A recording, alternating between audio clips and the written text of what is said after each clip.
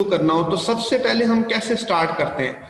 सबसे पहले जो उस कारोबार का मालिक बनने जा रहा होता है, जो ओनर होता है, सबसे पहले बिजनेस के अंदर वो अपने पैसे लेके आता है। मसलन हम आपस में अब डिस्कशन कर रहे हैं, अब ये मैं कोई कॉन्सेप्ट नहीं समझा रहा आपको, वैसे बता रहा हूं, आप सीखें कि जब भी आपने कोई कारोबार शुरू करना होगा तो आपको क्या क्या करना पड़ता है, कोई कारोबार कैसे शुरू होता है। तो सबसे पहले अगर हम, जैसे अब मैं आपको क्लास पढ़ा रहा हूँ, आप मेरी क्लास पढ़ रहे हैं, हम ये कहें कि हम यार एक दुकान शॉप बनाते हैं जहाँ पे हम जो है वो मिल्क सेल करेंगे। कोई कहता है जी हम जो है सर क्लॉथ की शॉप बनाते हैं, कोई कहता है सर हम जो है वो एक वर्कशॉप बनाते हैं, कोई कहता है सर हम जो है वो एक कारखाना लगाते हैं, गारमेंट्स की फैक्ट्री लगाते हैं। ये सब काम सिर्फ बातों की हद तक रह जाएंगे।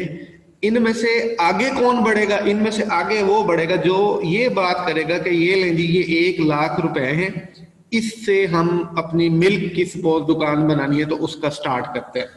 तो जब जब तक ओनर अपने पैसे इन्वेस्ट ना करे, बिजनेस शुरू जो है वो नहीं होता। बिजनेस स्टार्ट ही कहां से होता है? जब ओनर सबसे पहले अपनी जाती जेब से इन्वेस्टमेंट करता है। तो पहली ट्रांजैक्शन बिजनेस की क्या होती है कि पहली ट्रांजैक्शन होती है, वैसे ओनर, अब मैं लिखने लगा हूं कि owner, suppose mister Malik invested ₹1 lakh cash into three. ये बेटा माइक बंद करें कि कौन, किसने अपना माइक ओपन किया हुआ है? आपने माइक नहीं ऑन करना, माइक ऑन करेंगे तो प्रॉब्लम आएगी। ये स्टूडेंट ने अब जल्दी से माइक बंद कर दिया। माइक नहीं ऑन करना, नहीं तो आवाज नहीं आती फिर। ये सबसे पहली ट्रांजैक्शन है।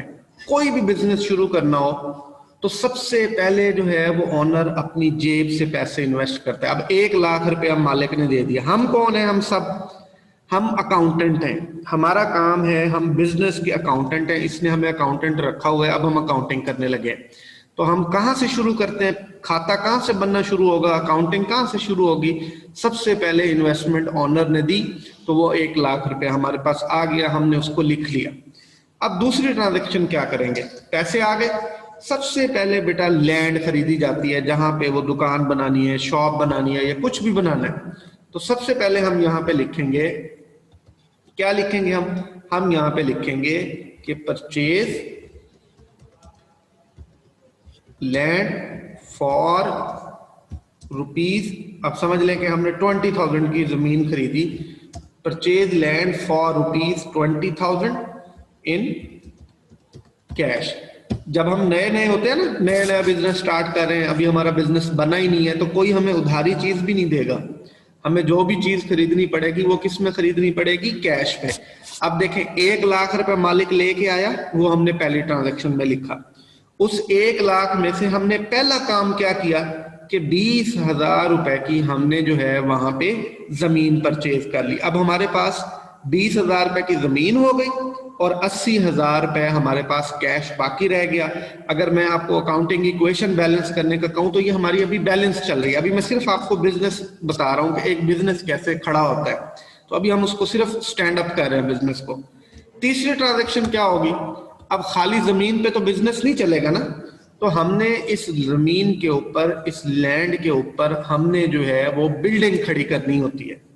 तो उसमें बिल्डिंग में बहुत सारी चीजें आती हैं, तो मैं सिर्फ लिख देता हूं कि हमने बिल्डिंग मटेरियल परचेज करना, तो उस पे एक एक की बजाय हम लिख देते होते हैं कि परचेज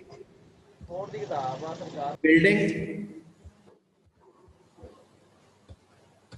परचेज बिल्डिंग फॉर ₹15,000। अब ये जो बिल्डिंग वाला था जिसके पास हम ये खरीदने गए, ये हमारा कोई क्लास फेलो निकल आया। अब इसको हमने कहा कि जी हम जो है ना वो नया बिजनेस लगा रहे हैं, नया बिजनेस बना रहे हैं, तो हम ये दुकान बना रहे हैं। तो उसने कहा जी अल्लाह आपके कारोबार में बरकत डाले, क्योंकि आप मेरे बहुत अच्छे दोस्त थे, तो ऐसा करो कि मुझे जो है ना वो आप 15,000 का सामान ले लो, 5,000 रुपये मुझे कैश दे दो, 10,000 रुपये आप जो है वो मुझसे, बल्कि उसने कहा जी कि आप ये सारा सामान मुझसे जो है वो किस पे ले जाओ? उधार पे ले जाओ। हमारा क्लास फेलो था, उस वो हमें जानता था, तो उसने कहा जी आप कोई बात नहीं, आप अच्छे बंदे हैं, आपका कारोबार भी चल पड़ेगा, तो अभी आप मुझसे सामान जो है वो उधार पे ले जाओ। तो हम फिर क्या लिखेंगे?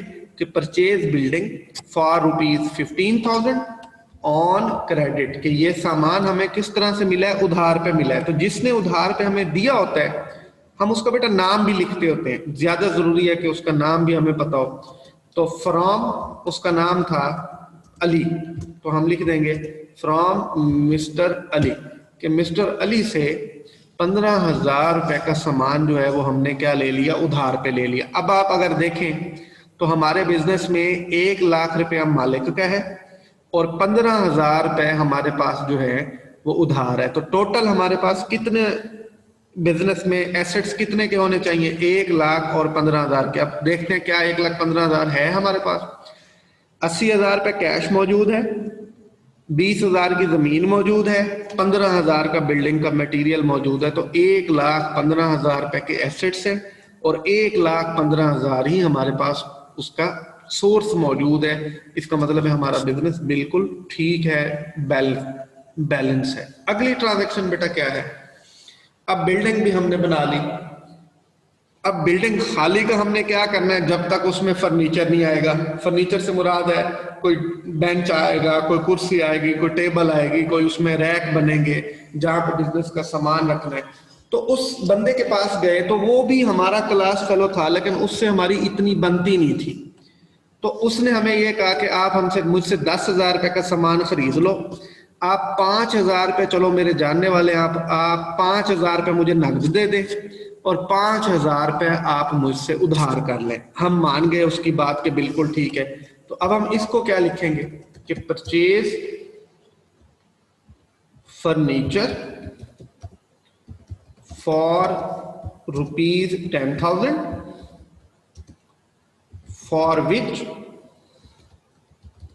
₹5,000 पेड इन कैश टू, अब जिससे खरीदा था, टू मिस्टर उमर कर लें कि उमर से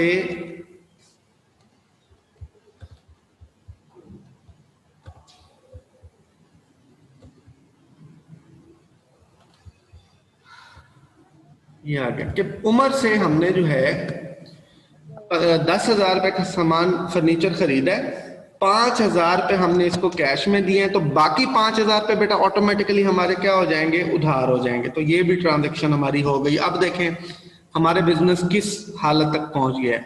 हमारे पास जो है वो लैंड है, लैंड के ऊपर बिल्डिंग है, बिल्डिंग के ऊपर फर्नीचर हमने जो है वो ले लिए। अब हमारा क्या काम है, अब पूरा दुकान का सेटअप हमारा रेडी हो गया, सेटअप हमने मुकम्मल कर लिया। अब जो भी चीज हमने बेचनी है वो हमने लेके आनी है, जो सौदा हमने बेचना है। तो जो चीजें हम बिजनेस में हमने बेचनी होती हैं, जो सौदा बिजनेस में हमने बेचना होता है, उसको गुड्स कहते हैं। मसलन अगर आप गाड़ी का शोरूम बना रहे हैं तो कार जो है ना वो आपके लिए गुड्स कहलाएंगी। आम बंदे के लिए वो कार है, लेकिन जिसका शोरूम है उसके लिए वो गुड्स है। एक बंदा मिल्क बेचता है तो समझ ले मिल्क उसके लिए गुड्स है। एक बंदा अगर जो है वो हार्डवेयर की शॉप है उसकी, तो हार्डवेयर उसके लिए गुड्स है। बिजनेस के लिए जो आइटम होता है, जो बिजनेस जिस चीज का बिजनेस होता है वो उसके लिए गुड्स हैं। कपड़े वालों के लिए जो कपड़ा है वो उनके बिजनेस के गुड्स के अंदर कंसीडर होता है।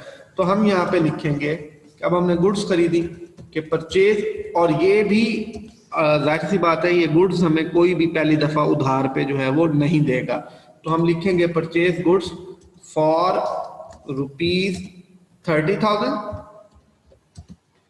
ऑन कैश, कि 30,000 रुपए की गुड्स हमने जो है वो कैश पे खरीद ली। अब बेटा देखें हमारी दुकान का सेटअप जो है वो बिल्कुल मुकम्मल हो गया कि पहले ओनर ने पैसे दिए, उसके बाद हमने उससे जमीन खरीदी, उसके बाद हमने उसके ऊपर बिल्डिंग बनाई, फिर हम फर्नीचर हमने उसके अंदर लगाया, फिर हम सामान ले आए। अब हमें किस चीज का इंतजार होगा कि कस्टमर आए और हमारी गुड्स जो है वो खरीदे।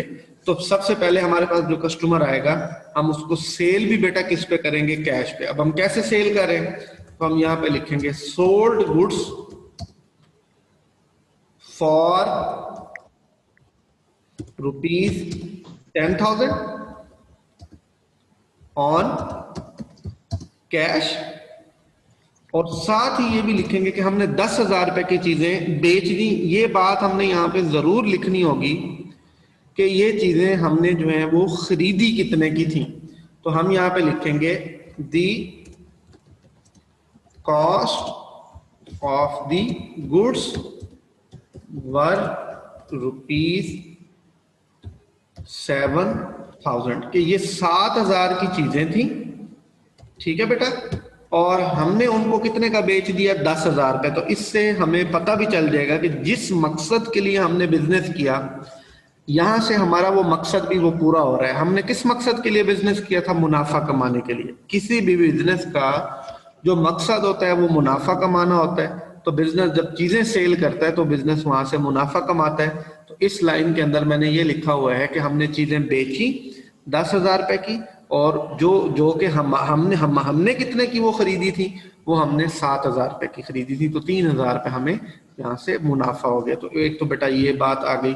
अब उसके बाद एक और कस्टमर आ गया, वो जिसने हमें बिल्डिंग दी थी ना, वो अपने कजन को लेके आ गया जिससे हम बिल्डिंग का सामान लाए थे। उसने कहा कि वाह जी माशाल्लाह, अब तो आपकी सेल होना भी शुरू हो गई है। तो ये मेरा जो है ना वो दोस्त है, अब जैसे मैंने आपको उधार दिया था तो अब आपका बिजनेस चल पड़ा है, तो आप इसको भी उधार दें। तो उधार पे चीजें बेचें तो हमें देनी पड़ेंगी, क्योंकि उसने हमें फेवर दी थी तो हम भी उसको फेवर देंगे। तो अब मैं लिखने लगा हूं कि सोल्ड गुड्स टू मिस्टर, उसका नाम था क्या लिखें, उसका नाम लिखते हैं मिस्टर बाबर लिख लें कि sold goods to mister Babar for ₹8,000 on credit. कि हमने मिस्टर बाबर को 8,000 रुपए की चीजें जो है वो किस पे बेच दी, क्रेडिट पे दी। अब लिखेंगे भी सही कि the cost of the goods were 6,000 के 6,000 की चीजें थी। भले हम उधार पे भी बेचेंगे तो हम मुनाफा तो कमाएंगे ना। तो 6,000 वाली चीजें हमने बाबर को 8,000 रुपए में बेच दी, 2,000 मुनाफे पे बेच दी। ये उधार भी हो गया। अच्छा जी, अब क्या होगा कि ये जो हमने ये सारा काम हम जैसे कर रहे हैं, ये मैंने आपको बताया कि हम तो इसके जो है वो अकाउंटेंट जो हमारा है वो भी तनख्वाह मांगेगा कि अब आपका बिजनेस चल पड़ा है, आपकी खरीदो फिरोख्त शुरू हो गई है, तो आप मुझे तनख्वाह दें। तो हमने वो जो असिस्टेंट रखा होगा तो हम उसकी सैलरी जब लिखेंगे कि paid salary to office assistant rupees, हमने उसको 3,000 उसकी सैलरी थी इन कैश, कि सैलरी हमने उसको जो है वो 3,000 रुपए जो है वो पे कर दी। जब हम पे लिखेंगे, पेड का लफ्ज लिखेंगे, तो फिर ये जो कैश का लफ्ज है भले आप लिखें या भले आप ना लिखें, तो पेमेंट जब आ जाएगा तो इसका मतलब होता है पेमेंट हमेशा बेटा किस चीज में की जाती है, कैश में। तो ये जो कैश मैंने आगे लिखा है ये जरूरी नहीं है कि फिर लिखें या इसको ना लिखें। तो पेड आ जाएगा, तो पेड जो है वो हमेशा किसके अंदर होता है, कैश के अंदर। अब इसको तनख्वाह दे दी। अब जिससे हमने सबसे पहले उधार लिया था, ये तीसरे नंबर पे ट्रांजैक्शन को देखें, ये मैंने हाईलाइट किया है, अली को बिल्डिंग, वो अब आएगा कि जी आपका तो माशाल्लाह बिजनेस चल पड़ा है तो मुझे पेमेंट दें। तो हम इसको कहेंगे कि भाईजान हम आपको पेमेंट देंगे, जो वो बाबर आपके कहने पे हमसे चीजें ले गया था, पहले आप मुझे उससे पैसे लेके दें। तो वो कहेगा ठीक है। तो इसने बाबर को कहा कि इनको 8,000 रुपए जो आपने इनके देने हैं आप पैसे दें। तो उसने हमें 4,000 रुपए दे दिए। तो हम लिखेंगे रिसीव्ड, अब हम पैसे वसूल करें, रिसीव्ड रुपीज, उसने हमें 5,000 दे दिया। तो हम लिखेंगे रिसीव्ड ₹5,000 फ्रॉम, उसका नाम लिखेंगे बाबर, टू होम, पूरा लिखेंगे कि ये क्यों दिए उसने हमने। हम लिखेंगे to whom sales were made on credit, कि जिसको हमने चीजें, ये वो बाबर है जिसको हमने चीजें उधार पे बेची थी और उसने आज हमें जो है वो 5,000 रुपए ला के दे दिए।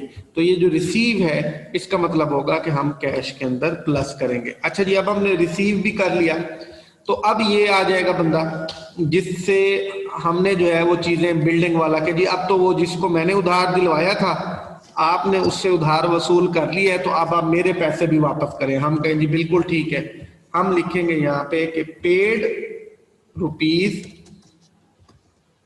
10,000, उसका उधार ज्यादा था तो हम उसको ज्यादा देंगे, पेड रुपीज 10,000। अब उसका नाम क्या था, ये देखें ये किसकी पेमेंट कर रहे हैं, जिससे हमने बिल्डिंग उधार पे ली थी, कि paid rupees 10,000 to mister Ali. अब आगे लिखेंगे फ्रॉम होम बिल्डिंग वाज, या वर लिख सकते हैं, building were purchased on credit, कि जिससे उधार पे बिल्डिंग हमने खरीदी थी, वो हमसे पैसे लेने जो है वो आगे है, वो हमने उसको दे दिए। बेटा इतना हमारा बिजनेस होता है। ये शुरू भी पहली ट्रांजैक्शन जो से होता है, एंड भी उसी पे होता है। अब ऑनर जो है उसके भी बच्चे हैं, उसके भी किचन का एक्सपेंस है, घर के एक्सपेंस है, तो सारे पैसे तो उसने बिजनेस में दे दिए थे। तो अब ऑनर ने अपने घर के लिए कुछ पैसे बिजनेस से वापस लिए। सपोज कह लें कि ऑनर ने 10,000 रुपए कैश, 10 ना करें 15,000 रुपए ऑनर ने बिजनेस से कैश वापस लिया है अपने घर के एक्सपेंस के लिए। तो हम यहाँ पे लिखेंगे कि ऑनर, फिर उसका नाम लिखेंगे कि ऑनर मिस्टर मलिक विदड्रॉ। जब ऑनर पैसे वापस लेता है तो वो क्या लिखता है, विदड्रॉ, कि owner mister Malik withdraw rupees 15,000 cash from cash, आगे लिख देगा किस लिए, फॉर हिज, अगर वो बंदा है तो हाँ बंदा ही है, फॉर हिज पर्सनल यूज। ये भी लिखेंगे कि उसने अपने जाती इस्तेमाल के लिए बिजनेस से 15,000 रुपए जो है वो वापस ले लिए। बेटा एक बिजनेस में इतनी ही ट्रांजैक्शंस होती हैं, इससे ज्यादा बिजनेस के अंदर